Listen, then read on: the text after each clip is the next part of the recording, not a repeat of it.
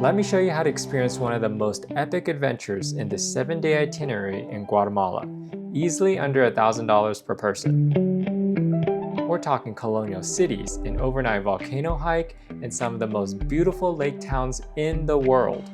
This is the exact trip my wife and I did, and yes, it's totally doable under $1,000 per person, including flights, and you can still travel comfortably. Here is your perfect 7-day Guatemala itinerary and how to pull it off. Start your trip by flying into Guatemala City. Once you land, head straight to Antigua. Uber is super reliable and affordable here. Antigua is where the magic starts. Cobblestone streets, colonial architecture, and volcano views in every direction. Welcome to Antigua Guatemala. We stayed at Las Camelias Inn, a budget-friendly and super clean guest house that costs around $40 a night. It's just a short walk from the city center and just about everything good. Day 2 is all about exploring Antigua. Honestly, this is one of those cities where you don't need an itinerary. Just walk, eat, explore, and repeat. One travel tip, always ask your hotel front desk where to eat and what to see. Locals always know the hidden spots, and it is what we do everywhere we go. In Antigua, we started off by just walking through the colorful streets. Then we grabbed lunch at a restaurant called Rincón Antigueño, which is a local favorite where meals cost around $4 and the tortillas were honestly the best I've ever had. We also saw a lot of locals eating here, which is a good sign to us. After lunch, we explored Central Park. 3 weekends a month, they even have an artesian market here. Even if it's not a market day, it's still a great place to relax and enjoy the city. If it is market day, you can find all sorts of knickknacks here, from local gemstones, souvenirs, chocolate, coffee, whatever it is you're looking for. Later, we sampled local coffee from the different cafes all over town. We particularly loved the Fat Cat Coffee House. If you're a coffee lover and have some extra time, you can also book a coffee plantation tour.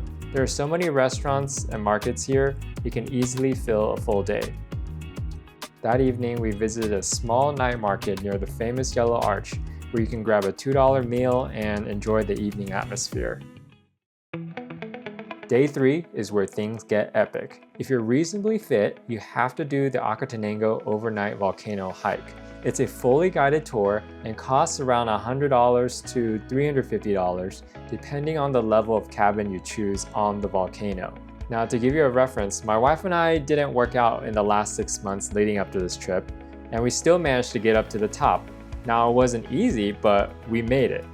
It is recommended that you book your tour ahead of time online. There's so many tour groups to do this. We chose to go with Charlie and We Chose, which was a fantastic experience. We'll link their website in the description below. The hike is tough. It's about 6 hours up to base camp at around 11,800 feet. But you'll sleep above the clouds with volcanoes all around you, and if you're lucky, you might even see the adjacent volcano Fuego erupting. With Huicho and Charlie's, we chose to stay in a private cabin at base camp, which costs around $350 total for 2 people. You can opt for a cheaper option with a bunk cabin for as low as $120 per person.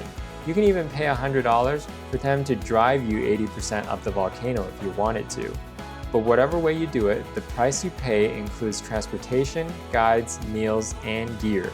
We made a full video showing you what to expect, and we'll link that down below. On the second morning, you'll summit Acatenango at 13,000 feet to catch the sunrise. It's one of the most breathtaking moments I've ever experienced, and hopefully you'll experience as well. After coming down from the mountain, you'll want to take it easy. Grab a shuttle from Antigua to Lake Atitlan. There are transportation offices everywhere in Antigua, and we recommend booking your ride before the hike to make sure it all lines up and you have a spot. All tours return to Antigua around noon, so book a 2 p.m. shuttle just to be safe.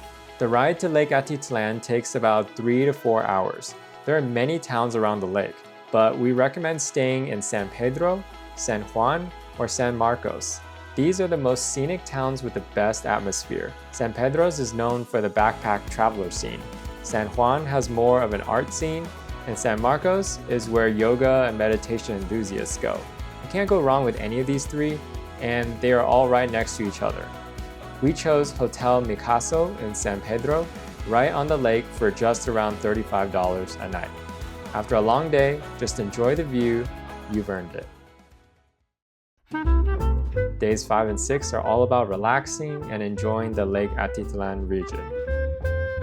Picture this, it's like Lake Como in Italy, but with volcanoes and a way lower price tag.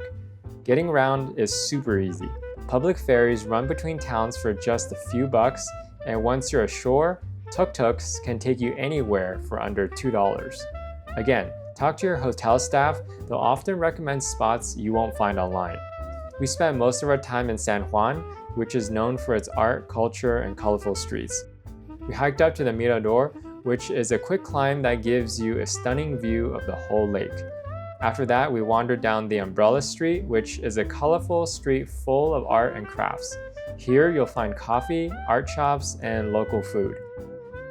It would definitely be a shame to come to Lake Atitlan and not spend time on the water. So we rented kayaks and spent some time paddling across the glassy lake. Our hotel front desk recommended a 1-hour massage that only costed $25 from a local therapist. And honestly, it was the perfect post-volcano hike recovery. That night, we found a night market with music, food, and that laid-back lake energy that makes this place feel like its own little world. You won't be able to see this entire lake and all its towns in just 2 days. So choose what you're interested in and focus on that. You can easily spend a whole week in this region alone. Even if you just relax by the lake and eat good food, that's time well spent. This is another area where you don't really need an itinerary. Have a general idea and let your discovery fill in the rest. So in the beginning, I said you could do all this for under $1,000 per person. And now we're going to break down the costs.